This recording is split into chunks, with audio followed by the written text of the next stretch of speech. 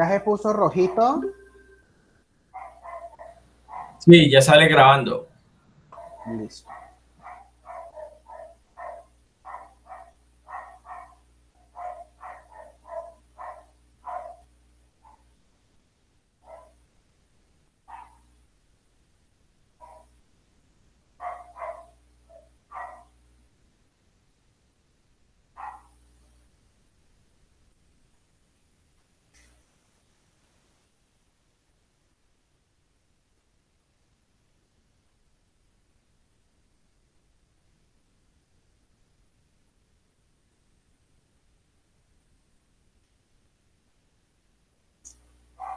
Bueno, vamos a dar una esperita mientras llega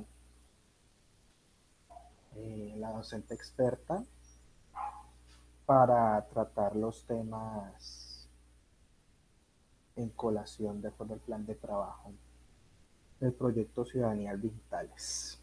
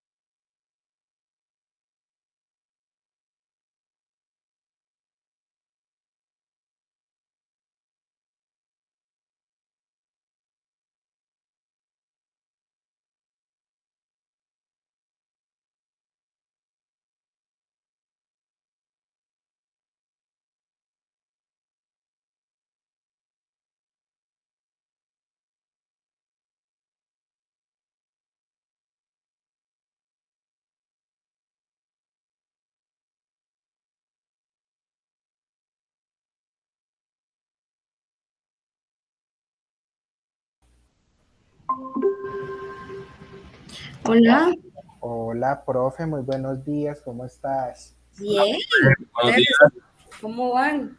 Me Bien, alegra profe, a verlos. usted también me da mucha felicidad verla. Bueno, muy buenos días, ahora sí oficial para todos, a toda la ciudadanía digital. Hoy nos acompaña la comunicadora social, docente también de la Corporación Universitaria Minuto de Dios, magíster en filosofía de la Universidad del Valle. Ella es Luz Lady Manosalva Méndez. Ella nos va a acompañar un poco a dilucidarnos un tema bastante importante sobre lo que son los medios, el maltrato en adolescentes y la realidad social. Ese es como en sí el fin de esta entrevista. A toda la ciudadanía digital también queremos presentarle ese objetivo primordial de la razón de ser de esta entrevista, que es presentarle a ustedes desde esa perspectiva de la comunicación social a través de esta docente experta, los mensajes, discursos que pueden generar el maltrato en adolescentes como una realidad normalmente o comúnmente aceptada.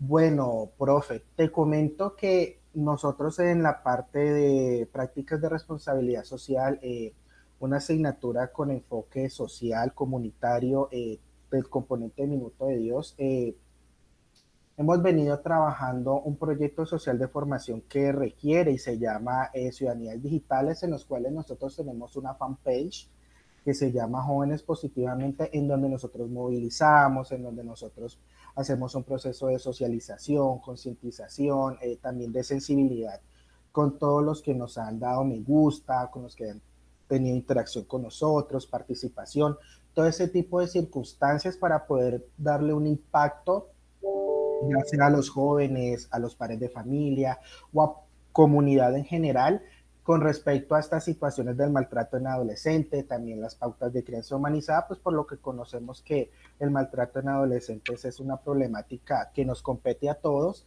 y también es una problemática de salud pública, pero en lo que nos corresponde el día de hoy ya es con la parte de la comunicación social, profe. Entonces nos gustaría saber cuáles son tus primeras impresiones y cómo te sientes al principio de esta pequeña entrevista. No, pues primero, pues agradecerles el espacio, la invitación para tener esta charla. Y creo que este tipo de temas que ustedes están abordando y desarrollando hoy son supremamente relevantes. No sé si digamos, teniendo en cuenta un poco algunos hechos noticiosos recientes, como el apagón de Facebook y todas las implicaciones que eso tuvo en el mundo, o que se puso en evidencia la dependencia que se genera de muchas plataformas tecnológicas que per se no es que tengan nada malo, sino que de una u otra manera las sociedades y los individuos, pues los sujetos, interactuamos con este tipo de espacios de múltiples maneras. O sea, puede que una cosa sea creada y configurada con un propósito, pero el uso y la práctica empieza a variar, porque digamos hay como una dinámica de apropiación y de allí que una herramienta que surge como para poner fotos y enlazar amigos, pues termina siendo también un escenario incluso de negocio.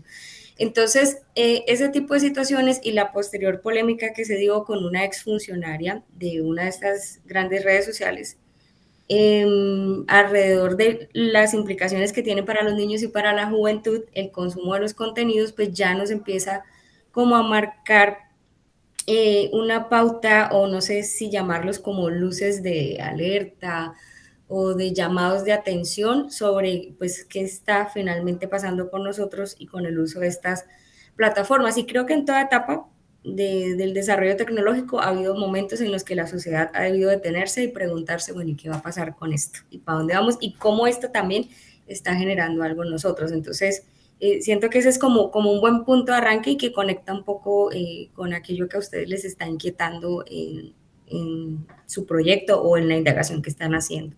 Sí, profe, me Muy parece bien. muy relevante la apreciación que haces por lo que la señorita que trabajó en Facebook en este puntualmente caso es esta señorita Francis Haugen. Ella es, creo que una de las promotoras de productos, creo que de Facebook, y ella incluso fue hasta el mismo Capitolio, bueno, digámoslo aquí aterrizándolo al contexto colombiano como si fuera a ser el Congreso de la República y fue y demandó literalmente allá a Facebook porque de pronto se estaba también violando la privacidad, incluso que no hacía nada Facebook con respecto a los mensajes o a los discursos con respecto de violencia, ya sea a cualquier ciclo vital, pero en este caso que también altera mucho a los jóvenes. De hecho, Facebook, a raíz de las situaciones que se han enmarcado marginales, de violencia, yo he notado que han habido muchas medidas al respecto. De hecho, tengo muchos amigos adolescentes y ya adultos que de cierta manera no tienen una medida en sus comentarios y, y por las medidas de Facebook pues han sido como sancionados, han recibido, digamos que son sanciones dentro de la plataforma, pero que no incurren en el ámbito personal como para que la persona tome más conciencia de lo que está haciendo. Entonces, Sí, eso es como una connotación ahí. sí, Andresito. Bueno, profe, entonces, a partir de esta pequeña introducción que hemos hecho, pues que para nadie es un secreto todas esas problemáticas, y aún más con pandemia, el maltrato, ya sea en la parte de la comunicación, pues también ha tenido un gran avance, un gran porcentaje de alza. ¿Cómo crees tú que influyen esos medios de comunicación en la realidad social de las personas?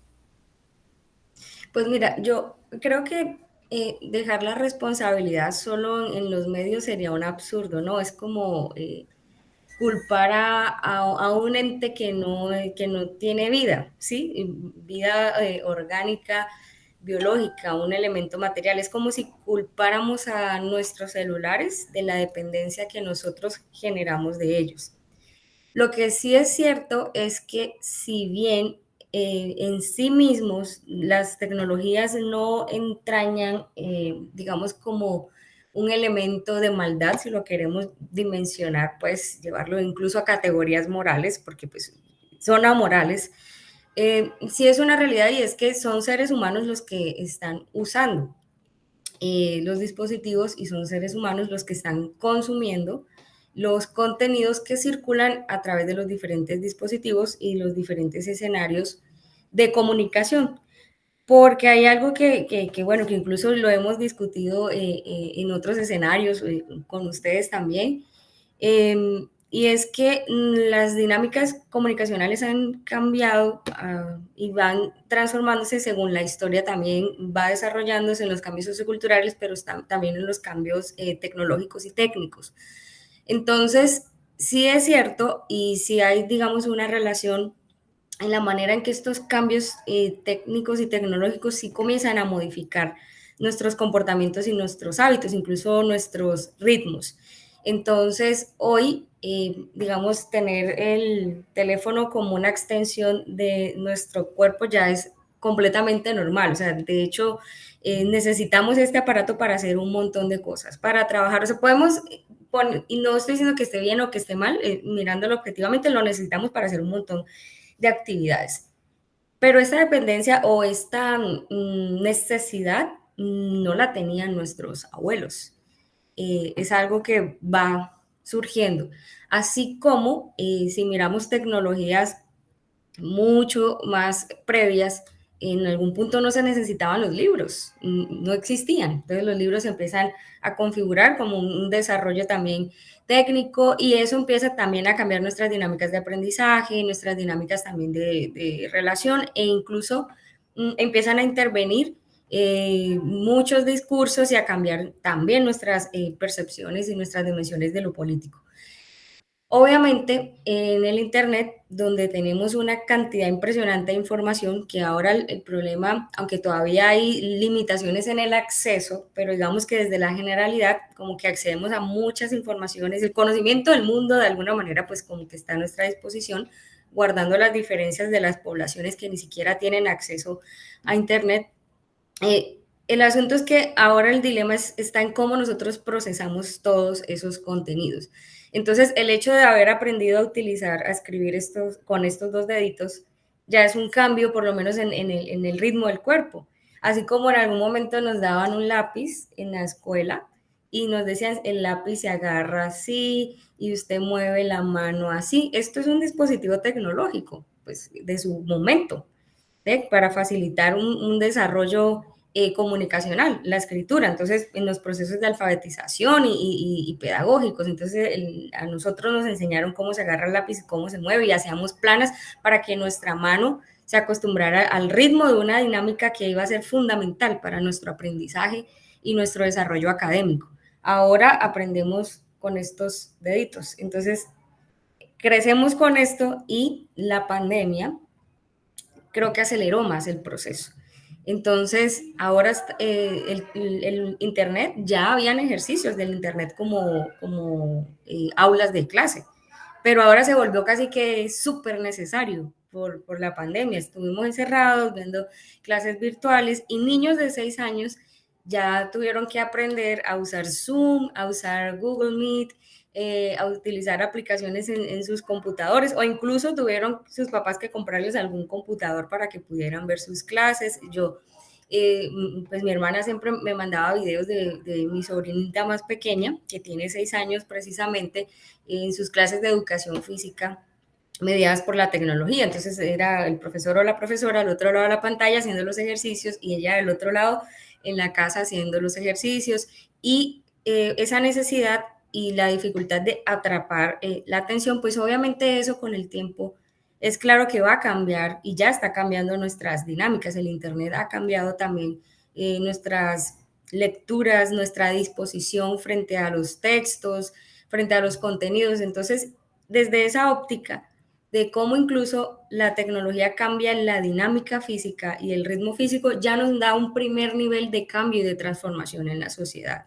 Y de allí, si lo vamos ahondando, vamos a encontrar dimensiones más profundas, dimensiones tan profundas como que ya se ha evidenciado que muchas personas tienen más facilidad para establecer vínculos societales o relaciones o interactuar con otros a través de las redes sociales del chat más que cuando lo hacen en persona, o incluso las plataformas a través de las cuales ya algunos buscan pareja y se les hace más fácil conseguir pareja en estos espacios que de pronto en escenarios más decantados y como más naturales, que solían ser la escuela, la plaza, los parques, bueno, los escenarios en los cuales circulábamos, pero ahora Internet es como si fuera una gran ciudad. Las redes sociales es como si entráramos también a un centro comercial y encontramos de todo y hay un montón de gente y también ahí comenzamos a establecer unas nuevas formas de relacionarnos. Entonces, sí hay una transformación, sí hay una mediación, como la imprenta cambió y revolucionó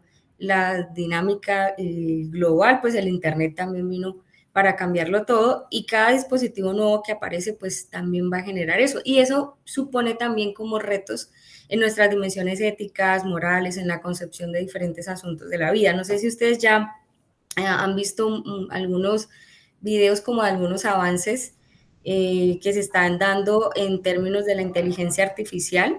Los Seguro cyborgs. han visto a Sofía, ¿cierto? El robot Sofía, que hasta amenazó la humanidad. Pero también ya hay avances como, por ejemplo, la posibilidad de crear un avatar de los seres amados que fallecen. Ya está la tecnología, creo, ya hay empresas que lo están ofreciendo en Europa.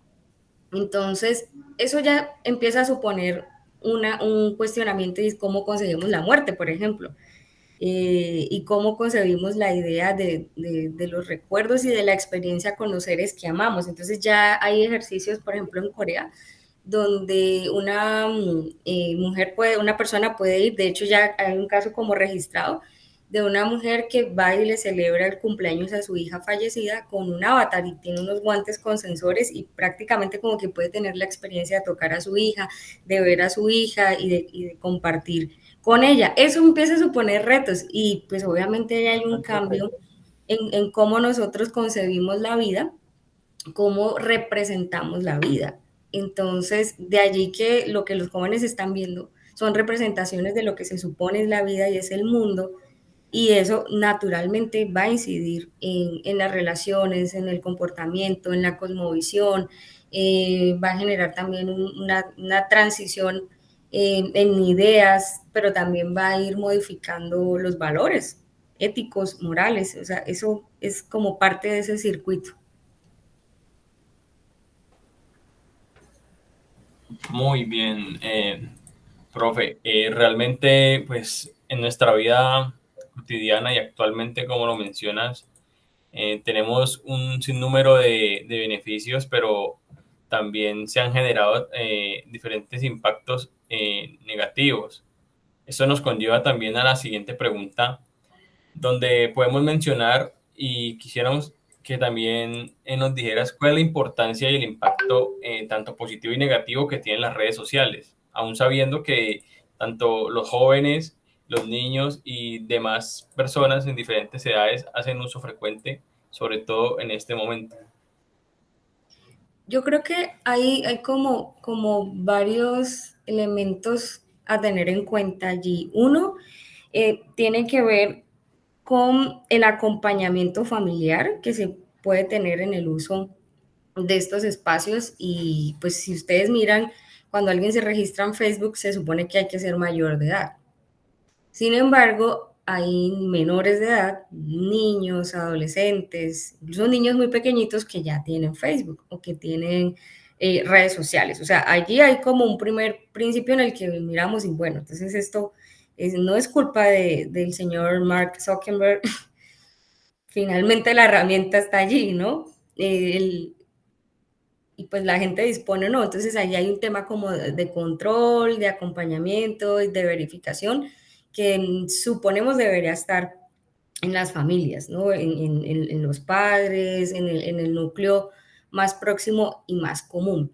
Pero también eso está ligado como a los cambios conductuales y cómo también empezamos a concebir nuestra relación con el mundo. Entonces, miren, las redes sociales establecen una suerte, y no solo las redes sociales, sino la imagen mediada por la tecnología. Ahí podríamos incluir la televisión y el Internet en general, suponen una nueva experiencia y es una experiencia virtual de la vida. Entonces, cuando nosotros vemos televisión, vemos las imágenes en pantalla, un partido de fútbol, por ejemplo, realmente no estamos viendo, no estamos en Brasil viendo en el estadio, viendo jugar a la selección Colombia, no estamos allí. Estamos en nuestra casa, en la sala, en el cuarto, incluso en el baño con los que tienen el celular y se van al baño y se van viendo el partido. Entonces, estas plataformas cada vez llegan a escenarios más privados y más íntimos de la vida. Entonces ya la televisión no está solo como en la sala, como hace décadas, ¿cierto? En la época de furor de la televisión, en los 60, 70, que todo el mundo tenía y en la organización en la sala, en la casa, era una U, y como que el protagonista era el televisor y todos estaban frente al televisor, ¿cierto? Entonces ya ahora cada vez como que nos disgregamos más, entonces ahora cada uno tiene su dispositivo. Y en ese dispositivo tiene televisión, tiene radio, tiene banco, tiene centro comercial, tiene salas de chat, tiene romance, o sea, tiene una cantidad de cosas. Entonces, en esa dinámica en la que nosotros empezamos a cambiar cómo nos relacionamos, pues obviamente estamos experimentando el mundo y la vida mediada por la tecnología. Entonces, no fuimos al partido, pero sentimos que estuvimos allí. Bien sea por la televisión, bien sea por las noticias, o bien sea desde el Internet.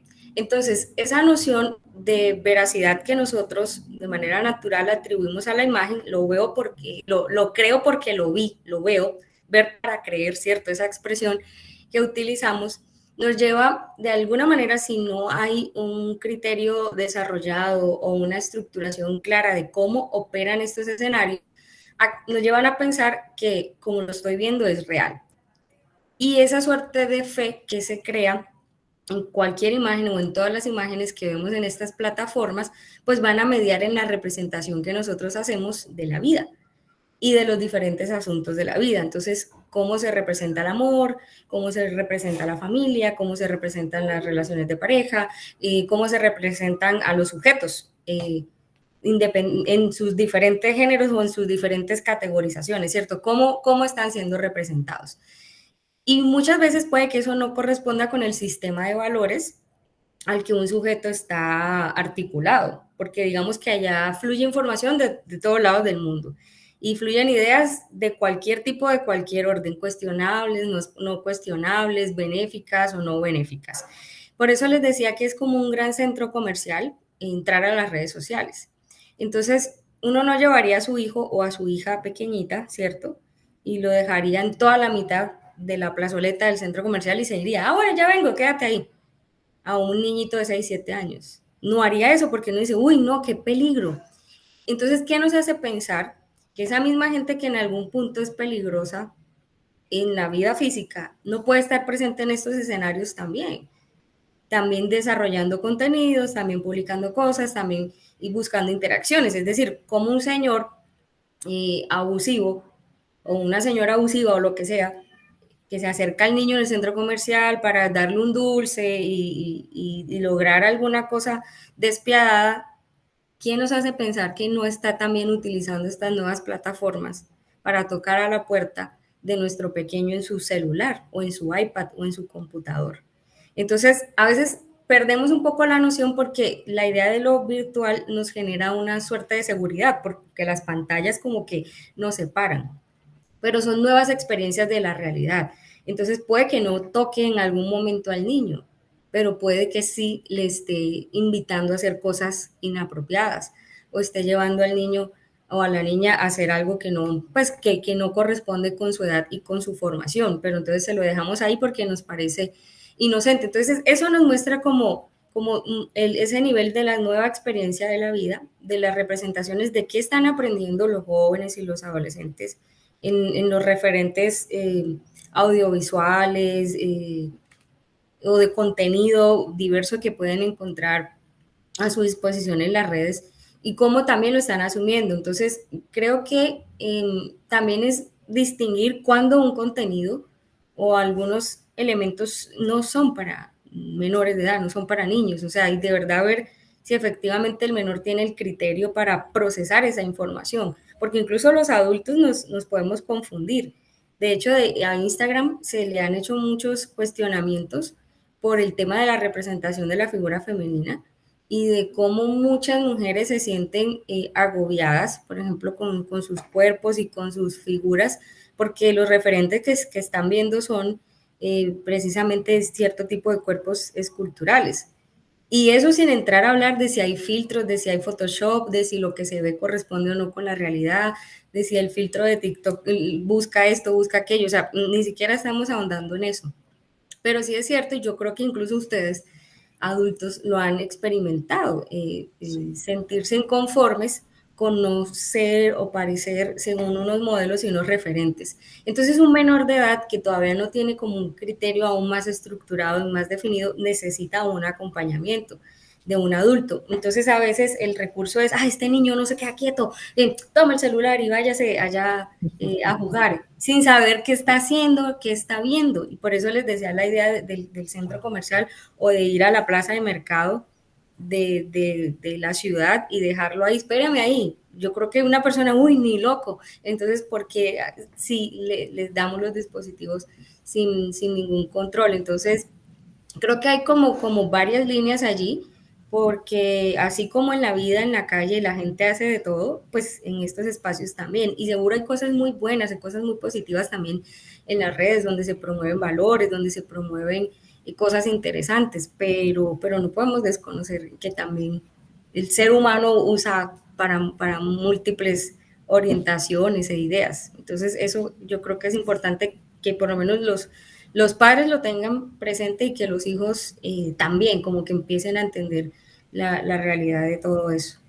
Sí, profe, ahorita que hablabas de Instagram, por ejemplo, hay una página que se llama Hábitos Millonarios, no sé por qué se llama así. La verdad me parece como un poco jocosa esa página, pero haciéndolo el ejercicio, digámoslo, de reflexión con respecto a lo que acabas de decir, hay una imagen que de pronto puede reflejar eso, de pronto a las situaciones de banalidad, a las situaciones que de pronto que no son reales, que muchas veces pasan ahí en Instagram, pero hay una imagen que digamos puede resumir a gran escala ese pequeño fragmento que acabas de decir y dice, Instagram es el campo de las mentiras, no permitas que fotos o videos te desmotiven o te hagan sentir lejos de tu objetivo, sigue a tu ritmo.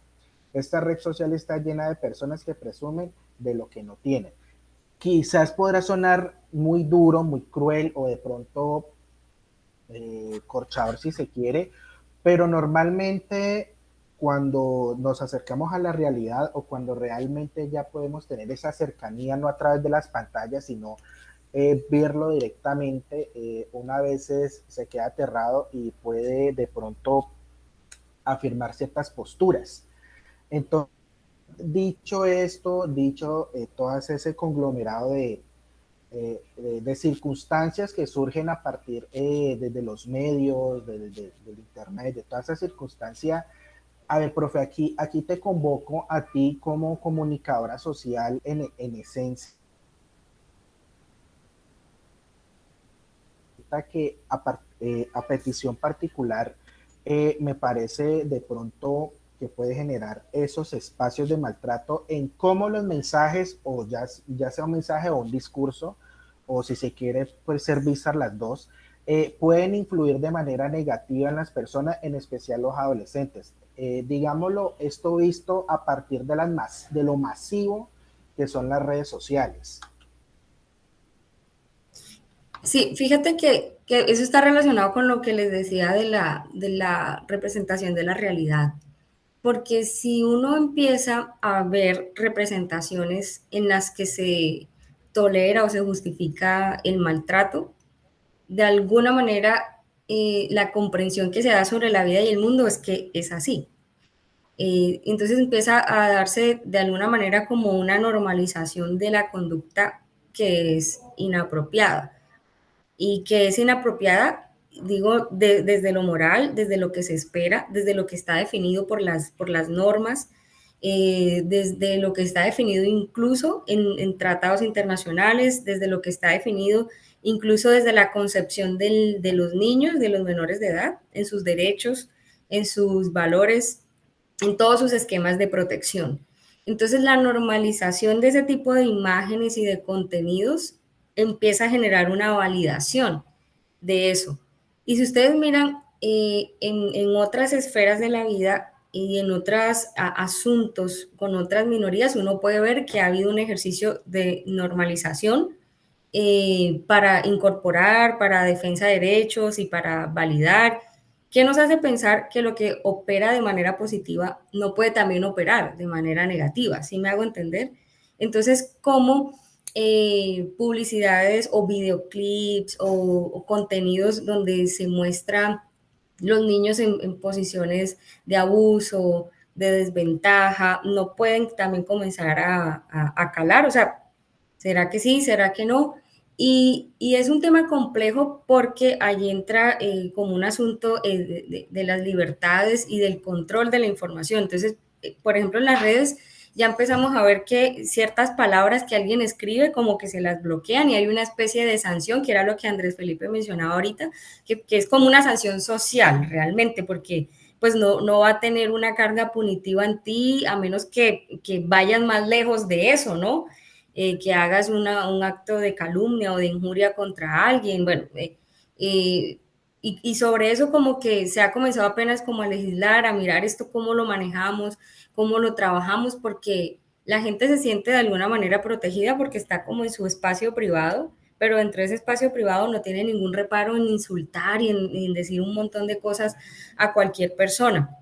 Entonces, allí yo creo que entra en juego como dos cosas. Uno es ver cómo en los países se empieza a atender más las nuevas dinámicas en las relaciones mediadas por la tecnología, porque es que Facebook no tiene fronteras, o sea, las redes no es como que tienes que tener el pasaporte o la visa para poder ingresar, y entonces cuando ingresas tú te acoges a las normativas de la República Independiente de Facebook, o sea, realmente esa concepción eh, geográfica o geopolítica desde lo territorial como que no opera. O sea, yo puedo interactuar con gente de cualquier lugar del mundo. O sea, la limitación podría ser el idioma en algunos casos, pero si la persona maneja el idioma, puede acceder. O sin manejar el idioma, tú puedes ver contenidos de otras latitudes. Entonces,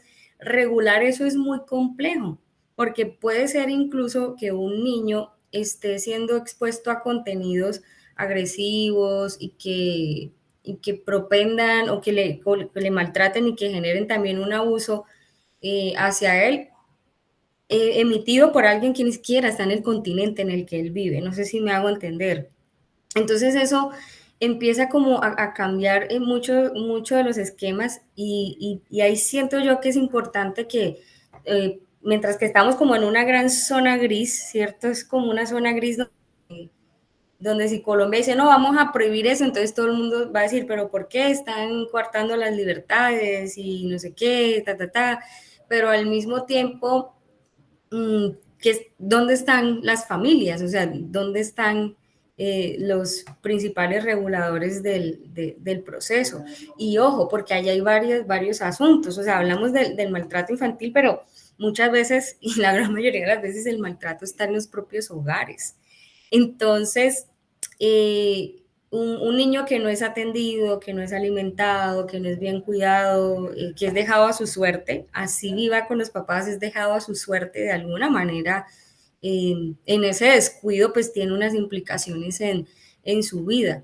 Entonces el maltrato cobra dimensiones mucho más allá, obviamente, de la violencia intrafamiliar física, del golpe, es que usted no hace caso y ¡boom! Puede ser que nuevas dimensiones para ir entendiendo esta dinámica del maltrato implique pensar también cómo no hacer un acompañamiento adecuado es también dejar a este niño solo en el mundo, ¿sí?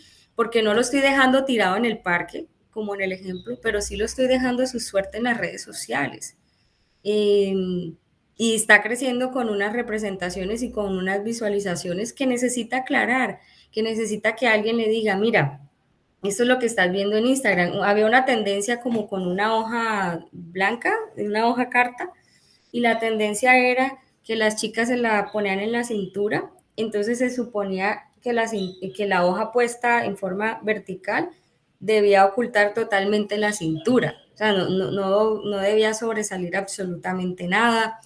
O había como otra tendencia de ponerse unas monedas aquí en la clavícula, entonces el huesito debía estar lo suficientemente salido para que las monedas quedaran allí depositadas y no se cayeran. Entonces, obviamente son apelaciones a la delgadez, delgadez extrema seguramente. También ha habido mucha polémica sobre quienes a veces operan como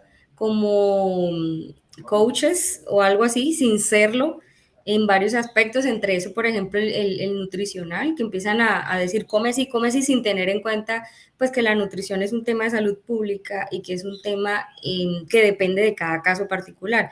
Y fíjense que lo estamos viendo con ojos de adultos, lo estamos viendo con la mentalidad de los adultos y aún así vemos el impacto en los adultos. Hubo un caso muy sonado de una chica que precisamente le decía a la gente cómo alimentarse y ya era mayor de edad y tenía muchos seguidores y la niña estaba muy enferma, pero pues sus seguidores no lo sabían. Y llegó un punto en el que le tocó confesarlo porque se estaba muriendo, estaba malnutrida, viviendo en un país del primer mundo.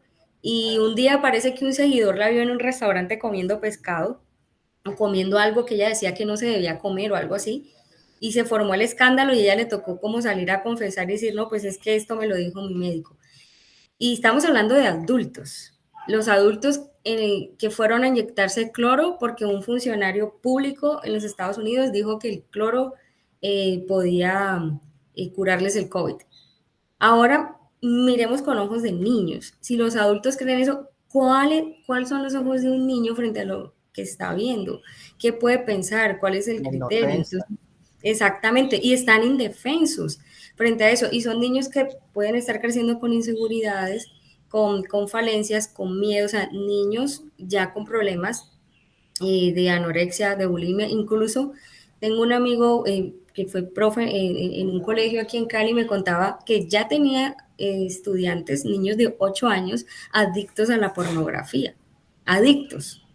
Entonces uno empieza a mirar, listo, el niño vivía en su casa, era de un colegio de un estrato social alto, pero la situación que estaba viviendo.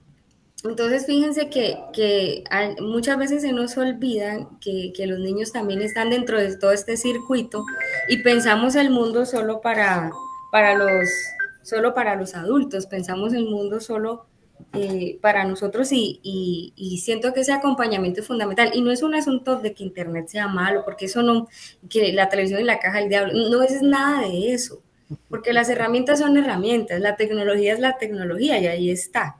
¿Qué hacemos nosotros con ella? Es lo que empieza a generar los cuestionamientos. Entonces, siento que sí, la idea del maltrato habría que pensarla más hondamente en estos nuevos escenarios. O sea, ¿qué podría ser interpretado de esa manera? Obviamente apelando a los derechos de los menores, pues toda la normativa que hay, porque sí hay estudios, sí hay, o sea, sí hay una cantidad de herramientas que permiten visualizar, pero yo creo que todo empieza desde el pequeño escenario. Si ustedes, no sé si han visto el documental del dilema de las redes sociales, que precisamente habla sobre ese tema.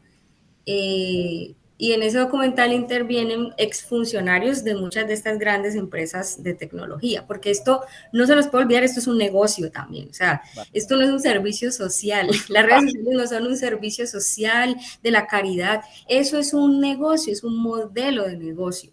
y con nuestra información pues se generan transacciones. Por eso fue que se formó el escándalo de la caída de Facebook hace poco, porque fueron pérdidas millonarias en dólares. Eso es un negocio. Entonces, esa dimensión no la podemos perder, porque dentro de esa noción del negocio se empieza a buscar el potencial económico de la vida, el potencial económico del sexo, el potencial económico de nuestra cotidianidad. ¿O por qué creen que mucha gente sigue a una persona, hoy voy a desayunar, no sé qué, y la acompañan todo su día y graba su vlog?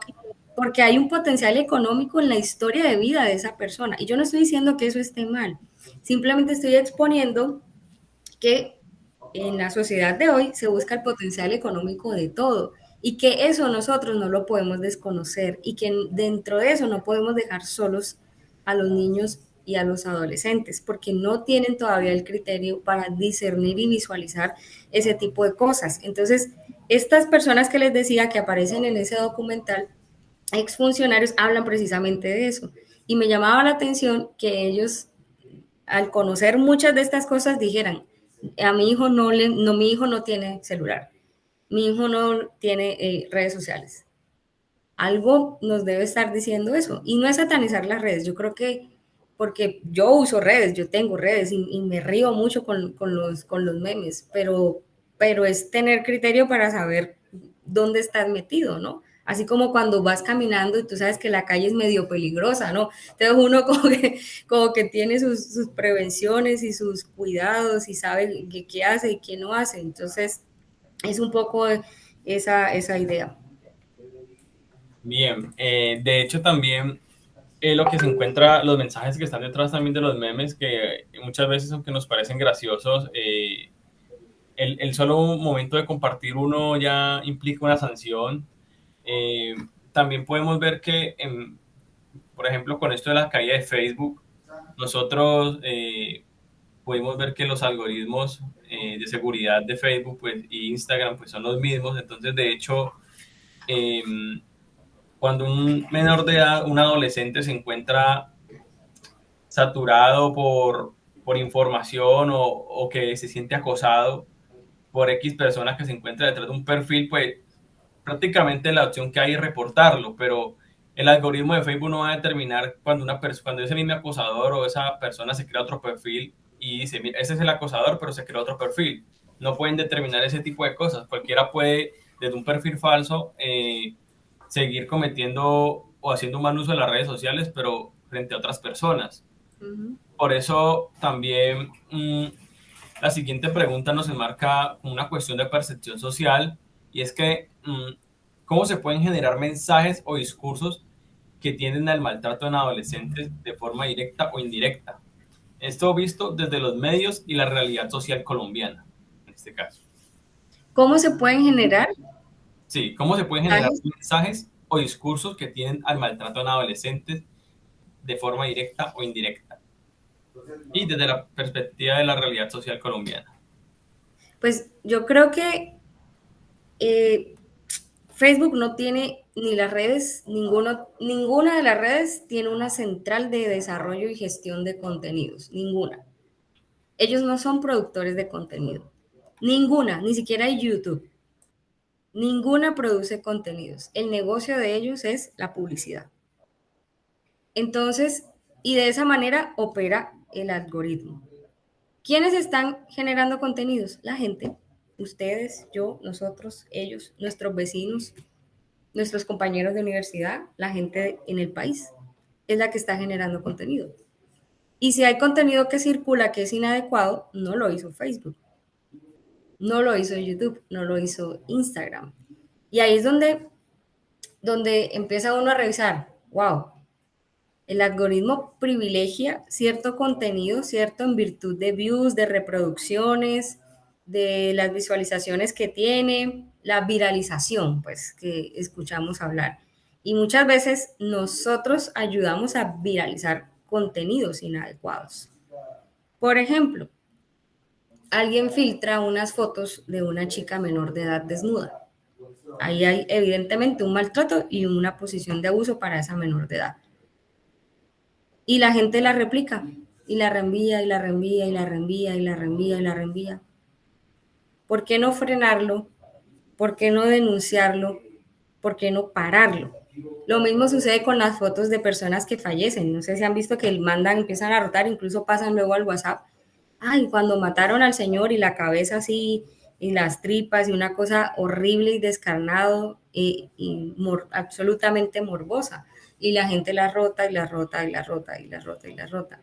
Por eso luego se le exige a Facebook y ellos empiezan a hacer, ¿cómo hacemos? Palabras clave que nos permitan más o menos controlar esto, que nos permitan más o menos limitar la propagación de ciertos contenidos. Y por eso cuando escribes una palabra un poco inapropiada, ahí te aparece el aviso. ¿Estás seguro de que quieres publicar esto, que yo no sé qué, o hay gente que lo bloquea? Perdón. De hecho, cuando publican ese tipo de contenidos, muchas veces Facebook lo censura, pero cuando alguien lo quiere ver, dice, confirmas que eres mayor de 18 años y tú dices que sí, y así no seas mayor de 18 años, la gente dice que sí, y nadie determina si es verdad que tienen los 18 o más. Pero es que ¿cuántos peladitos menores de 18 no tienen Facebook? Y ahí están. Son un montón. Entonces, piensen, por ejemplo, en el asunto de forma global. ¿Cómo controlan ellos eso que alguien está diciendo verdad o mentira? Entonces, ¿dónde está quedando la carga de responsabilidad allí? Entonces, ahí es donde uno empieza como a mirar en múltiples líneas. Yo no estoy haciendo una defensa de Facebook, o sea, estoy siendo realista. Eh, con lo que consumo, con lo que veo, con mis hábitos y con lo que yo sé que se puede y lo que no se puede hacer. Entonces, ese ejercicio de autorregulación es complejo, sobre todo en sociedades donde no estamos muy educadas. Entonces, contenido y cosas que impulsen el maltrato, pues eso es espontáneo de cualquier persona que lo pueda hacer y que lo puede publicar. O sea, poder precisar exactamente quién lo hace, quién no lo hace, pues no lo sé. Grave es donde productoras importantes, reconocidas, canales o realizadores de contenido comiencen a promover eso, digamos como que al ser destacados puede haber un poco más de mesura, ¿no? O de control en ellos o de fiscalización, ¿usted qué está haciendo? Pero ojo porque entonces la lógica muchas veces empieza a ser es lo que venda, lo que mueva, lo que me gane seguidores, los views y el escándalo. Entonces eso comienza a ser el criterio del mundo y de la sociedad. Entonces, con ese parámetro realizan y desarrollan cierto tipo de contenidos. O cuando incluso hay videos donde que la mamá está pegándole a la hija o al hijo así la paliza de la vida y publican el video, se han visto, pero eso lo sube la misma gente. Y la gente escribe, unos apoyan, sí, debió darle más duro para que aprenda, y otros dicen, no, esa no es la manera de educar. Entonces se forman allí las polémicas, pero no hay una forma de controlar que alguien grabe o no la paliza que le dio al hijo y que lo suba o que no lo suba, o que alguien se grabe diciendo barbaridades, es que a los niños hay que darle duro con el rejo. Eso no lo podemos controlar. Lo que yo sí creo que puede hacerse es generar iniciativas en las que se contrarrestre eso. O sea, así como está la libertad y la posibilidad de crear contenidos, entonces es promover la creación de contenido que eduque, que oriente, que enseñen estas prácticas adecuadas de trato humano. Y suena ilógico que uno tenga que decir crianza humanizada, porque uno diría que es lo lógico, somos seres humanos, ¿cierto? O incluso cuando se hablan de los partos humanizados, o sea, tener que incorporar esa palabra cuando uno dice, o sea, ¿en qué mundo vivimos que tenemos que agregar esos apellidos a nuestras prácticas de socialización? Porque no lo hemos sabido hacer, seguramente, a lo largo de la historia. Entonces, es cambiar conductas y cómo le enseñamos a la gente, mire, háblele, busque la manera, hay otras formas de enseñar, no tiene que pegarle con el cable de la plancha y pintárselo así la cuadrícula en la espalda, hay otras formas. Entonces, siento que sería más desde la postura de generar solución y alternativa de posibilidades dinámicas educativas que lo otro. El problema, ¿saben cuál es? que el algoritmo y nuestra sociedad en su conducta de consumo privilegia el otro tipo. Y ahí es donde hay Sí, un problema profe, educativo serio y es complejo. bastante, profe. Sí, bastante complejo. Profe, entonces, según todos estos aportes que son demasiado valiosos a partir de la experiencia, el bagaje, Chicos, ¿se quedaron todas estas congelados? circunstancias. No, profe, aquí estamos. Yo te veo congelada, profe.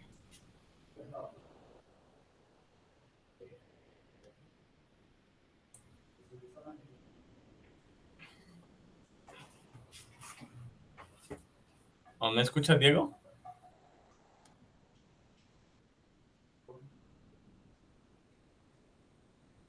¿Cómo? No los escucho.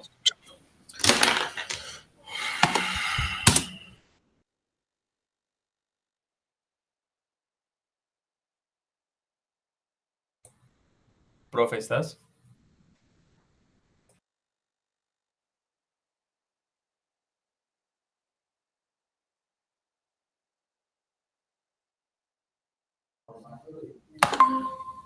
¿Ahora sí me escuchan? Sí, ahora sí. ¿Me Sí, escuchas también? sí, sí, qué pena. Bueno, son cositas que también esas nuevas realidades, también nos tenemos que acostumbrar a ellas. Bueno, profe, según todos estos procesos, a partir de la experiencia, el bagaje, obviamente la experiencia como docente, comunicadora, puedes afirmar o decir, obviamente de manera negativa, que el uso de las redes sociales hace más vulnerables a los adolescentes a sufrir algún tipo de maltrato, o realmente esto no está soportado. Eh, no solo a los adolescentes y a los niños, también a los adultos. Yo creo que sí nos hace vulnerables, porque es que es un nuevo esquema de relaciones y siempre en donde hay relaciones humanas, interacción, hay posibilidades de abuso y hay posibilidades de maltrato. Cambian las plataformas tecnológicas, cambian las formas, cambian los métodos, pero sí somos susceptibles, indiscutiblemente sí. Y ya hay evidencias, cosas que han pasado, que espían a la persona desde su cámara, que vulneran su intimidad, que les copian su nombre y sus redes y desde allí acceden a su sistema bancario, que usan su imagen para crear otros perfiles y con esos perfiles hacer cosas. Sí estamos expuestos en las redes. Yo siento que es como cuando estás en la calle. Y hay que tener claridad de esa exposición en la que estamos, o sea, hay que asumirla. Son los nuevos espacios de relación, hay que asumir las implicaciones de eso y no hay que dejar a los menores solos, o sea, ellos solos no pueden asumir eso, no tienen el criterio, no tienen incluso son muy genuinos, muy nobles, son muy inocentes aún, porque hay muchas cosas que no logran dimensionar. Incluso uno adulto hay cosas que no logra dimensionar, porque muchas cosas van cambiando y van siendo nuevas. Entonces, yo afirmaría que sí, sí hay una exposición totalmente, totalmente, y es parte de la polémica, es parte de los cuestionamientos que se están haciendo a las redes sociales, es parte incluso del ejemplo que señalábamos de esta exfuncionaria de una de las grandes conglomerados que está denunciando precisamente eso, y con conocimiento de causa, ¿no? Desde Sí, la porque filosofía yo te diría que sí, sí hay una relación en nuestros cambios conductuales y sistemas de valores con la tecnología, sí lo hay. Sí, De sí hecho, cambian las dinámicas. bueno, perfecto. de hecho, aunque muchas personas dentro de estos espacios virtuales aprenden como a hackear y hacer ese tipo de vulneraciones a la privacidad de los demás, del hecho una persona también que no sepa la misma red te enseña. Y podemos ver circulando videos, por ejemplo, cómo hackearle el Facebook a tu novia, el WhatsApp, y la gente mira eso y aprende y lo hace y pues ahí uno se da cuenta que también pues el tipo de contenido negativo vende, ¿no? Por Pues eso, hay contenidos de hasta cómo te puedes suicidar. claro, y eso vende Por y ejemplo, perdón Andrés, por ejemplo, cuando estuvo muy de moda azul, ese era un ejemplo de cómo suicidarse. lo aplicaban Los mucho a los famosos retos. adolescentes. Sí, Mm. Entonces, desde esas perspectivas negativas, quisiera que también que nos mencionaras, como a partir de tu experiencia, ¿de qué manera sugieres a los adolescentes el buen uso de las redes sociales? Mm. Decirte en rigor que no tengan redes sociales es como un imposible. De Sí, hecho, mis propias sobrinas me dirían, ay tía, ¿qué te pasa? Pero, pero yo creo que sí debe estar regulado por sus padres o por sus adultos acompañantes y responsables. Y sí se debe generar discusiones a partir de lo que ellos están consumiendo en estos espacios. O sea, yo sé que suena como muy, para algunos ñoño, o suena como, ay, no, pues ese es el ideal. Pues, ay, ojalá, pero eso en la realidad no es así, pero yo creo que sí es un esfuerzo que se debe hacer.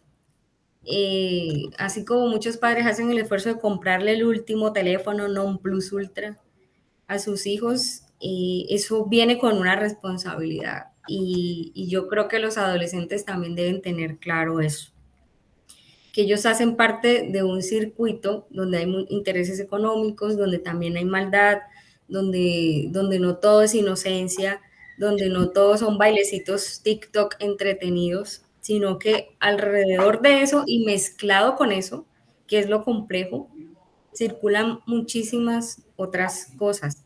Y no es como una cuestión de estar como con psicosis, ¿no? Pues ahora nos vamos a volver todo psycho y todo es malo y todas las teorías de la conspiración y no sé qué. No, no, no es como un asunto eso, pero sí es ser realistas, o sea, es ser realistas alrededor de lo que efectivamente pasa y que uno no sabe quién lo está viendo. Uno publica cosas y tienes como unas restricciones y todo, pero tú no sabes detrás de eso quién más te está viendo y quién más puede acceder a algunas cosas y con qué intereses también te están viendo, con qué intereses te mandan invitaciones desconocidos. Con qué intereses te piden la amistad en las redes. O sea, no podemos controlar, incluso no sabemos si la niña con la que está hablando la menor es realmente una niña. Eh, sí, incluso hubo un escándalo en Japón, creo que era japonés, perdónenme la imprecisión, no recuerdo, pero era influencer, era una mujer muy bonita y se descubrió que realmente era un hombre que se hacía pasar por mujer y con los filtros cambiaba su apariencia personal. Entonces, la polémica era porque con todos esos recursos, tu identidad, ni siquiera tienes que buscar la foto de otra persona, es que con tu propia cara puedes generar un nuevo rostro tuyo con algunas aplicaciones. Entonces, de alguna manera, como que en la polémica mostraba y ponía en evidencia el engaño que puede darse y que lo podemos ver desde un engaño cómico, como el hecho de esa expresión que dice que nadie es tan feo como la foto de su cédula, pero tampoco tan bonito como la foto de su perfil de Facebook e Instagram. Que sí, claro, en Facebook e Instagram todos somos el yo de exportación, ¿no? Uf, las mejores fotos y no sé qué. Más allá como de eso cómico, es si definitivamente incluso la gente es lo que aparenta. Y eso también tiene que ver, ni siquiera hablando de la suplantación o de inventarse una identidad, como en este caso de este hombre que fingía ser una mujer joven y era ya un señor, o sea, ni siquiera en ese caso como un poco más extremo, sino también en los casos en los que incluso nosotros mismos comenzamos a generar una narrativa distante de lo que somos en realidad. O sea, construimos un yo alterno, tal vez un yo idealizado, el yo que nos gustaría, el yo que mostramos. Y mucho de eso se critica, ¿no? Sobre las redes, sobre la felicidad que es ficticia, que también hay memes y videos sobre eso, que en la foto están todos alegres en la fiesta y realmente la fiesta, todo el mundo estaba aburrido y en el celular, que es parte como de la crítica y es un ejercicio allí de autonarrarse y de autorrepresentarse. ¿Qué sucede? Que ¿por qué necesitamos autonarrarnos y autorrepresentarnos así? ¿Qué hay detrás de eso? Claro, hay unos criterios de valor que nos impone la sociedad a través de la narración que circula. La narración del éxito, la narración del dinero como objetivo central, como elemento preponderante, donde no importa si como persona eres una porquería, por decirlo de alguna manera, porque bueno, ninguna Sí, persona es una porquería, pero a lo que yo me quiero referir es que si somos personas no muy agradables, ¿sí? Si somos malas personas, si nuestro comportamiento es terrible, y eso no importa, o sea, importa es que tienes dinero y que tienes lujo, entonces eso es parte como de todos esos discursos, y así como lo vemos los adultos, los niños también lo están viendo, los adolescentes también lo están viendo y lo ven en la música, lo ven en los videoclips, lo ven en todo lo que ellos consumen, esa idealización o esa representación. Y por eso hay como tantas frustraciones, por eso hemos visto como aumento en los índices de suicidios en personas jóvenes, desmotivados, desesperanzados, niños que escriben en sus redes, estoy cansado de mi vida, no sé qué voy a hacer con ella y tienen 12 años. Entonces, ¿de dónde viene todo eso? Hay algo que seguramente está alimentando esa desesperanza y seguramente puede ser que no hay una coherencia entre esos ideales y esos referentes que se nos ponen frente a nuestra vida real. sí, Y, aquí sí y doy, perdón, profe, un dato de la UNICEF, ahorita que estabas hablando del suicidio, es que 10 adolescentes mueren cada día por suicidio en la región, o sea, en América Latina, el suicidio es la tercera causa de muerte entre los adolescentes de 15 a 19 años. Entonces es bastante preocupante estos índices y ya, profe, pues como para darle el ultimátum a esta entrevista que estaba muy amena, muy participativa, bastante movida por estos temas de intereses que nos compete a todos. Y esta última pregunta la dirijo a partir de nuestro proyecto social, la ciudadanía digital como precursora de concientización y sensibilidad. A partir de tu rol, a partir de tu experiencia, de tu bagaje, de todo lo que has vivido, ¿cuál sería ese mensaje para los jóvenes de hoy en día que están siendo maltratados, ya sea a través de las redes sociales o ya sea desde la crueldad de la realidad colombiana? bueno, que están en situación de maltrato de cualquier tipo, ¿cierto? Yo pensaría que sepan utilizar las redes para buscar ayuda y buscar apoyo real, ¿sí? En organizaciones reconocidas, estructuradas, que les puedan hacer acompañamiento. Eh, Sé que es complejo porque al ser menores están metidos en un circuito que los arropa mucho como familia o que los cierra mucho como familia, sobre todo si sus agresores son su papá, su mamá, la tía o alguien cercano. Pero si hay opción en las redes para lo malo, pues como les dije, hay opción para lo bueno. Y sé que hay iniciativas que pudieran apoyarles y hacerles acompañamiento. Lo segundo es que eh, yo creo que es vital que se conecten con redes, no solamente en el orden de lo digital, sino también redes reales, redes físicas. Yo siento que toda iniciativa virtual en algún punto nos debe llevar a la conexión humana. Eh, pero también es claro que desde la virtualidad, por ejemplo, tú puedes generar afinidad con personas de muchos lugares del mundo y que te podrían ayudar. Incluso he sabido como de personas que han tenido terapia y acompañamiento con personas que están en otro lugar Sí, y que han visto películas juntos y que les han escuchado y que han podido intercambiar. Entonces es tratar como, si no hay como físicamente cómo salir de esa realidad, buscarlo en el escenario digital y buscar enlaces que también los lleven a transformar y a cambiar su realidad física, porque no puede uno vivir encerrado en una habitación teniendo solo amigos del otro lado del mundo. La vida está también donde está nuestro cuerpo, donde está nuestro ser, donde está nuestra humanidad integral y pues son espacios que también debemos transformar y que debemos cambiar. Lo complejo es cuando tu entorno no es el más apropiado, pero yo creo que ese primer paso es como poder cambiar un poco el chip y sé que para un menor es muy complejo porque hay muchas herramientas con las cuales no está dotado. Pienso, por ejemplo, en las mujeres que son víctimas de violencia por parte de sus parejas y les cuesta, y siendo adultas muchas, porque hay un tema psicológico allí muy complejo que requiere un acompañamiento integral, pero creo que sí debe haber como esas dos líneas, de pronto acompañarse con alguien, no procesar solos la lucha y tratar de tejer redes también en los lugares en los que ellos están, en instituciones, asociaciones que les puedan prestar ayuda concreta, porque pues sé que hay muchas dimensiones del maltrato y que pudieran ayudarles como a resolver eso, pero, pero, no, pero no podría o no debería ser tampoco como una actitud evasiva, ¿no?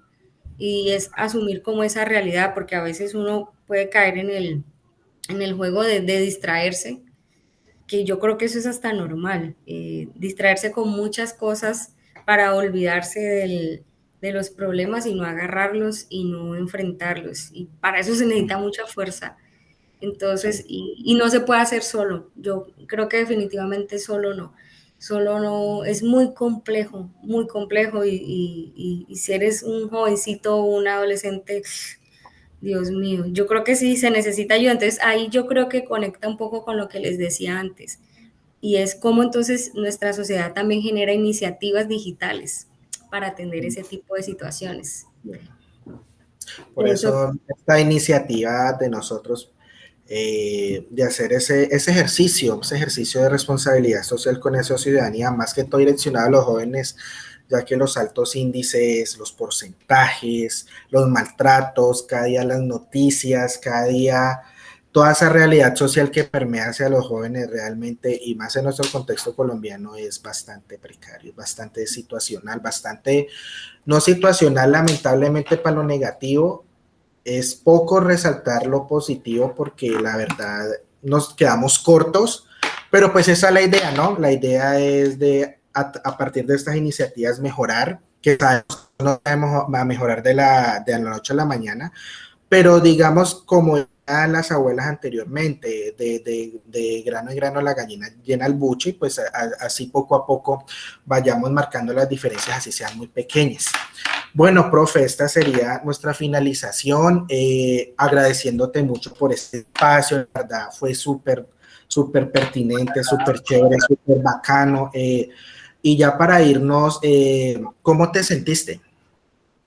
bien, bien, bien. A mí me encanta hablar de estos temas, aunque son inquietantes, y siempre que hablo, que hablo de esto, me quedo como con la sensación de, o sea, como que sigo meditando en posibilidades, en alternativas, en echándole cabeza a todo lo que se puede hacer. Y sí, fíjense que algo que se critica mucho a nuestra generación, porque yo creo que ustedes están en la misma generación mía todavía, a los millennials, Así es. se nos critica muchas cosas, pero pues hemos sido una generación la más formada, la más estudiada, pero la que ha tenido menos posibilidades en esta sociedad, en el trabajo, en economía, bueno, hay como muchos factores allí. Pero siento que a veces se da palo y se dice, no, que ahora todos quieren ser youtubers y no sé qué, y que no, hay alguien enfermo, necesita un médico, ¿a quién lo ayuda? No, yo soy instagramer, no, yo soy youtuber, y entonces se muere el paciente. No, exageraciones, ¿no? Caricaturización de una generación. Pero a lo que quiero llegar es que a la vez somos una generación, bueno, que los que nos critican fueron los que nos criaron, ¿no? Y al mismo tiempo, somos una generación que tiene más conciencia de muchas situaciones que han golpeado a la humanidad décadas atrás, y que hemos tratado de hacer cosas para cambiarlo. Eso se abona mucho.